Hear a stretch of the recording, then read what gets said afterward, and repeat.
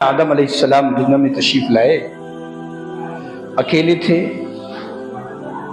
اللہ تعالیٰ نے ان کی بائیں پسلی سے سیدہ حوا علیہ السلام کو پیدا فرمایا۔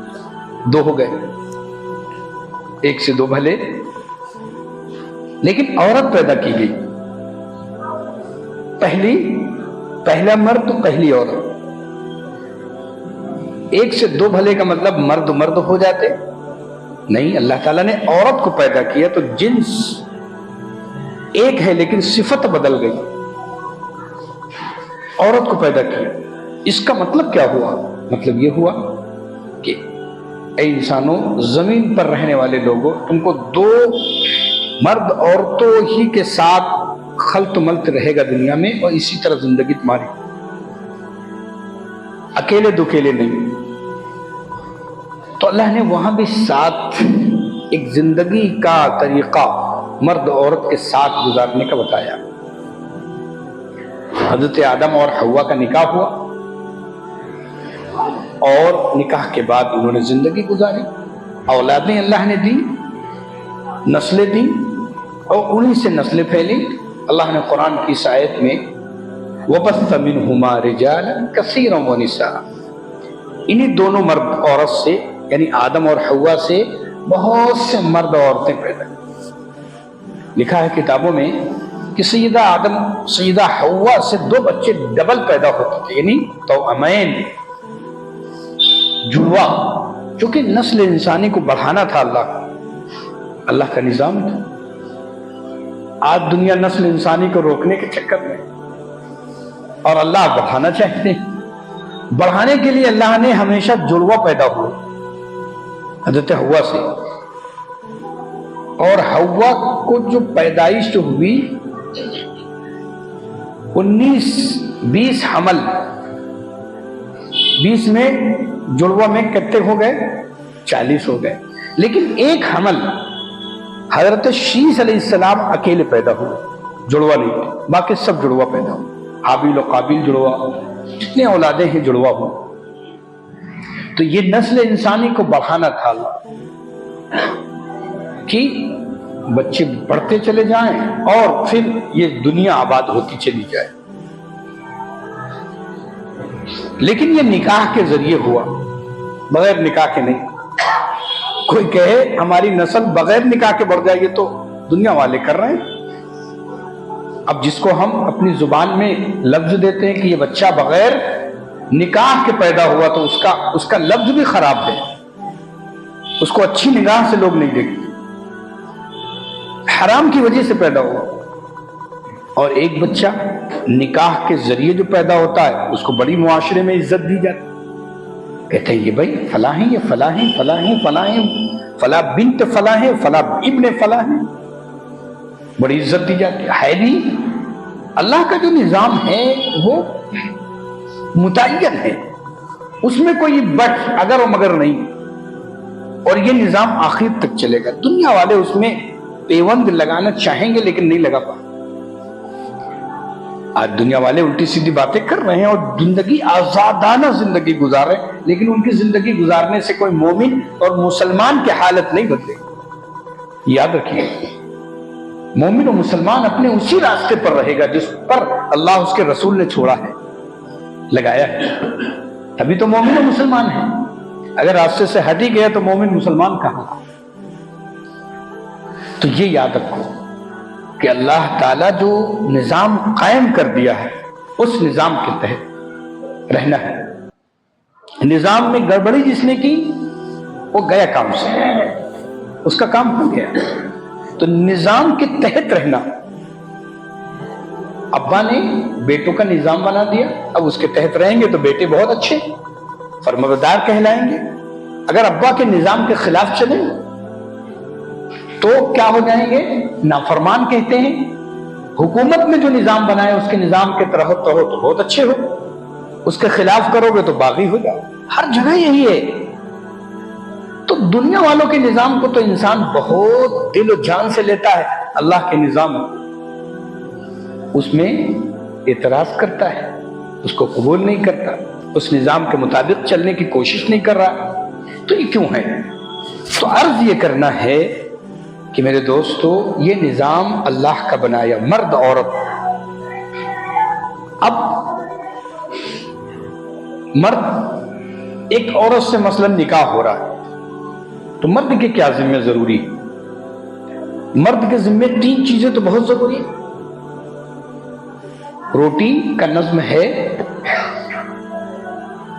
یعنی اتنا اس کا کاروبار یا اتنی وہ کما رہا ہو کہ 2 روٹی کھا رہا ہے تو 2 روٹی بیوی آئے گی اس کو کھلا سکے گی.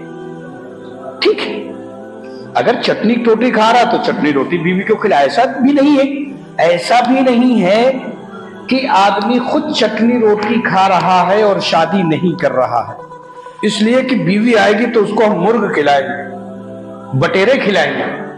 تو یہ خیال جہالت کا ہے.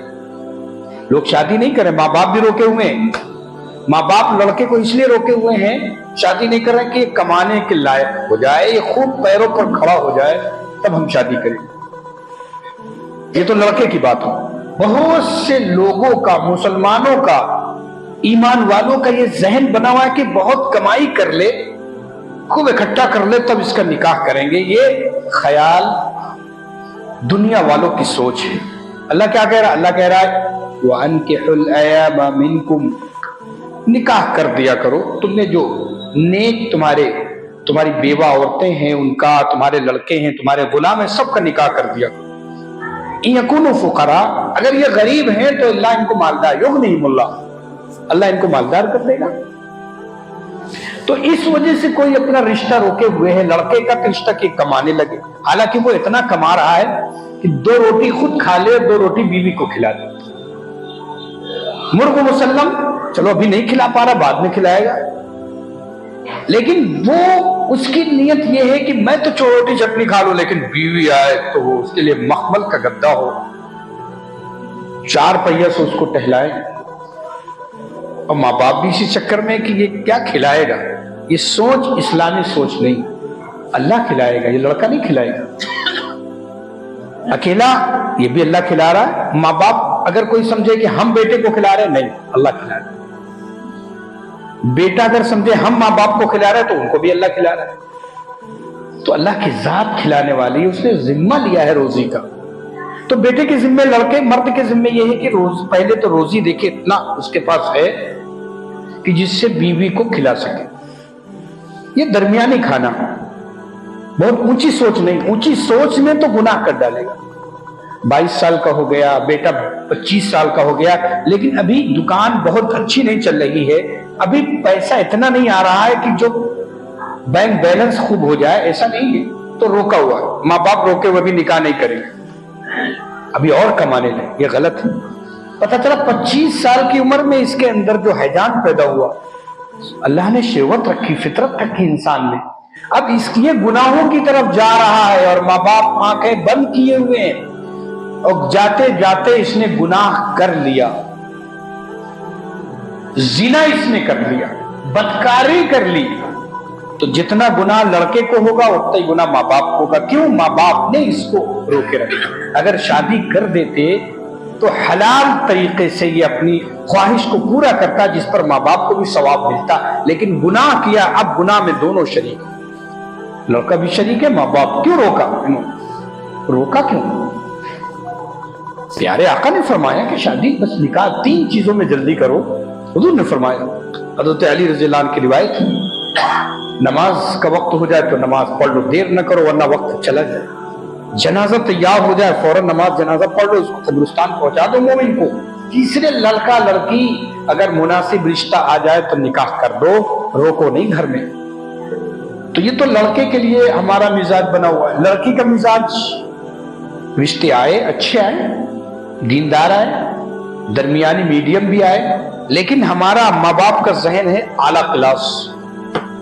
بہت اچھا لڑکا ہونا چاہیے، اتنا پڑھا ہو، اتنی جاب کرتا ہو، اتنا بڑا بزنس اس کا ہو، 4 پہیہ ہے کہ نہیں ہے. اس چکر میں لڑکی کو روکے ہوئے. بہت بڑا گھرانہ ملے گا، محل مل جائے تو ہم شادی کریں گے. یہ بھی غلطی ہے، یہ بھی غلط تصور ہے، یہ بھی غلط خیال ہے. اسلام کا اس سے تعلق نہیں. حضور کی جو حدیث ہے اور فرمان رسالت جو ہے، پیارے آقا کا جو عمل ہے یہ ہے کہ مناسب رشتہ آ جائے تو کر دو، دین دیکھو، دین کے ساتھ کر دو، اللہ اس کو زندگی گزروائیں گے، کھلائیں گے۔ تو یہ تصور کہ بڑا رشتے ٹھکرائے، بہت سے لوگوں کو دیکھا ہے میں نے کہ رشتے لڑکی کے رشتے آئے، ٹھکراتے گئے بڑے کے چکر میں، اور وہ لڑکی اب تک بیٹھی ہوئی 35 سال 40 سال کی عمر ہو، اچھی خوبصورت، ماں باپ کی غلطی، اور پھر اس زمانے میں، اس رنگینی دور میں، رنگین زمانے میں، عریانیت اور گندے ماحول جو اس وقت دنیا کا ہو گیا، اور موبائل اور انٹرنیٹ کے زمانے میں رشتوں کو روکنا، آپ کس کو روک پائیں گے؟ موبائل کس سے نہیں چھین پائیں گے؟ اب گناہ کی شکلیں زیادہ ہو گئی، گناہ میں مبتلا ہونا آسان ہو گیا، اور اس زمانے میں بھی آپ روک رہے ہیں وہی خیال کہ اچھا رشتہ، بڑا رشتہ آ جائے۔ آپ بیٹی کے لیے کیا آپ نے سوچا ہے؟ بھائی جنت سے بڑی تو کوئی دنیا کا محل نہیں دے سکتا شوہر، بھئی اللہ کی جنت سے بڑا تو کچھ نہیں۔ تو جب آپ کی بیٹی بیٹھی بیٹھی گناہ کر لیا، وہ تو جہنم کی طرف جا رہی، اور آپ جنت کے خیال میں، ارے آخرت کی جنت دیکھو۔ آپ بیٹی کر دو، اچھا رشتہ ہے، مناسب ہے، دیندار ہے، بہت بڑا محل نہیں ہے، 4 پہیا اس کے پاس نہیں، کوئی بات نہیں، وہ 2 پہیا سے کام چلا لے گا، لیکن آپ بیٹی کر دو، روکو نہیں، مناسب رشتہ مشورہ کر لو، رائے کر لو، اور اللہ سے دعا کر لو، استخارہ کر لو، اور کر لو، روکو نہیں۔ آپ اپنی ذمہ داری سے ادا ہو جاؤ، اللہ اس کو کھلائیں گے۔ فقیر یکون فقراء، اگر وہ غریب ہے تو اللہ ان کو مالدار کرے۔ یہ اسلامی کانسیپٹ ہے۔